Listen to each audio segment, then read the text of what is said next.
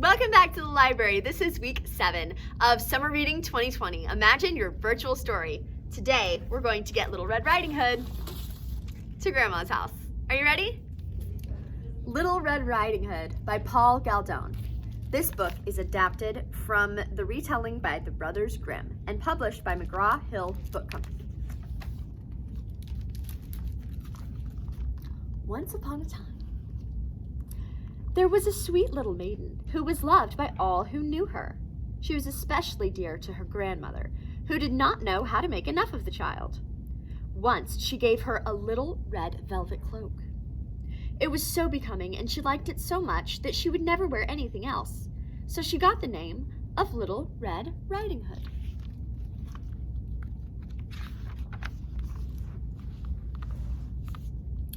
One day, her mother said to her, "Come here, Little Red Riding Hood. Take this cake and bottle of wine to grandmother. She is weak and ill, and they will do her good. Go quickly before it gets too hot. Don't loiter along the way, nor run, or you will fall and break the bottle, and there will be no wine for grandmother. When you get there, don't forget to say good morning prettily without staring about you. I will do just as you tell me," Little Red Riding Hood promised her mother.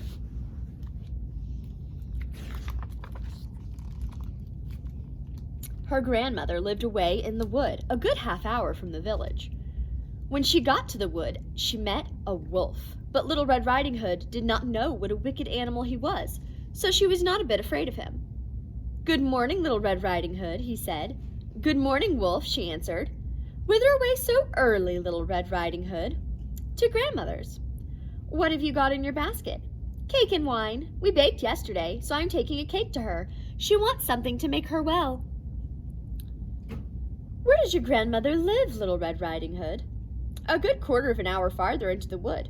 Her house stands under 3 big oak trees, near a hedge of nut trees, which you must know," said Little Red Riding Hood. The wolf thought, "This tender little creature will be a plump morsel. She will be nicer than the old woman. I must be cunning and snap them both up."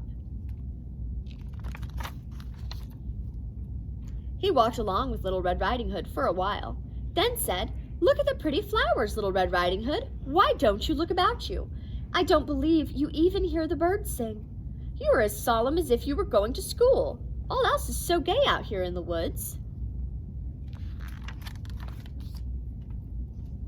Little Red Riding Hood raised her eyes, and when she saw the sunlight dancing through the trees and all the bright flowers, she thought, "I'm sure grandmother would be pleased if I took her a bunch of fresh flowers. It is still quite early. I shall have plenty of time to pick them." So she left the path and wandered off among the trees to pick the flowers. Each time she picked one, she always saw another prettier one farther on. So she went deeper and deeper into the forest. In the meantime, the wolf went straight off to the grandmother's cottage and knocked on the door. "Who is there?" "Little Red Riding Hood, bringing you a cake and some wine." "Open the door." "Lift the latch," called out the old woman. "I'm too weak to get up." The wolf lifted the latch and the door sprang open. He went straight in and up to the bed without saying a word, ate up the poor old woman. Then he put on her night-dress and cap, got into the bed, and drew up the curtains.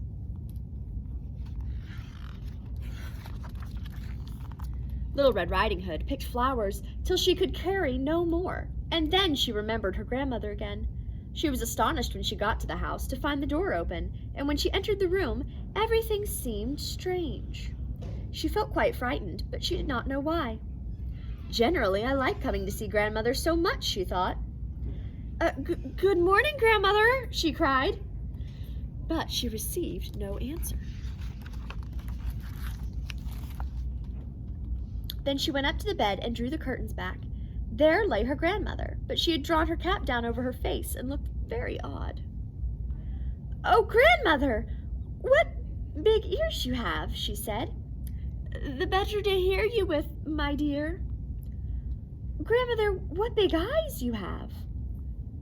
"The better to see you with, my dear." "What big hands you have, grandmother." "The better to catch hold of you with, my dear."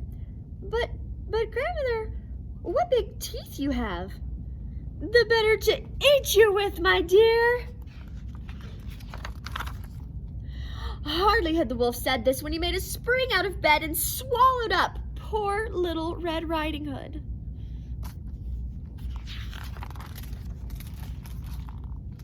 A huntsman went out past the house and thought, "How loudly the old lady is snoring. I must see if there's anything the matter with her."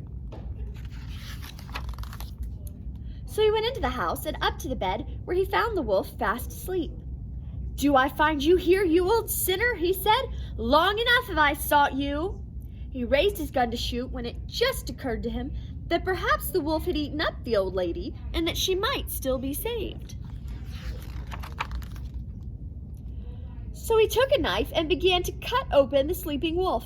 At first he saw the little red cloak, and after a few more slashes, that little girl sprang out and cried, "Oh, how frightened I was! It was so dark inside the wolf."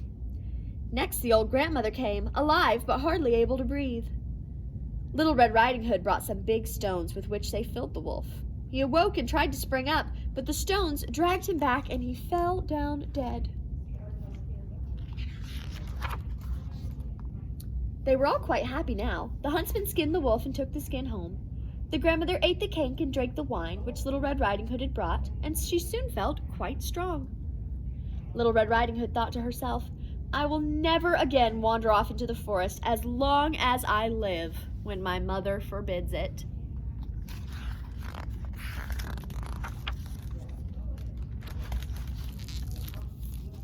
Are you ready for a project? Today, we're going to join the co-readers group, the younger group, in making Little Red Riding Hood's basket. Are you ready?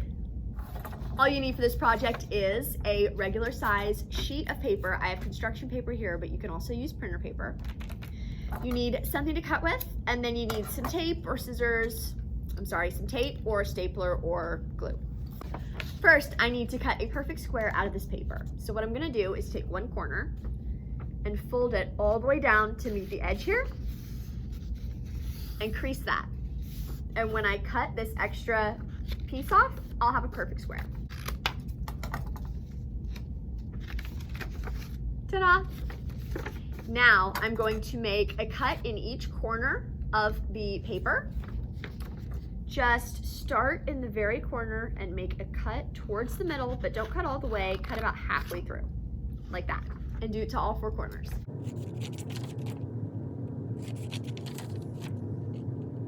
Okay, now we're going to take the edge here and fold it up.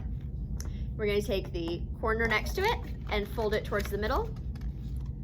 So you're holding it like that, and do the same thing on the other side. Take that corner and overlap it to the middle. And now stick that into place. Flip it around, do the same thing on the other side. You're gonna lift that side, take this corner and take it to the middle, and take the opposite corner and pin it into the middle as well. Whoops.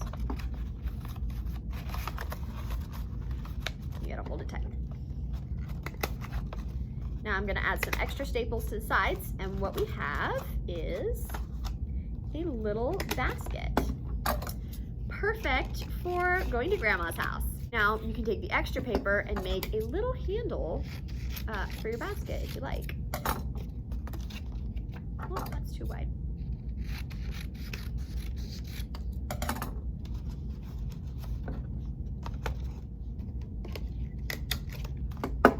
Ta-da! Now we have a tiny basket.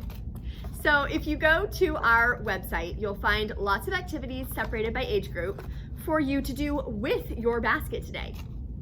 Grab somebody you love and spend the day making projects to decorate your room with these baskets.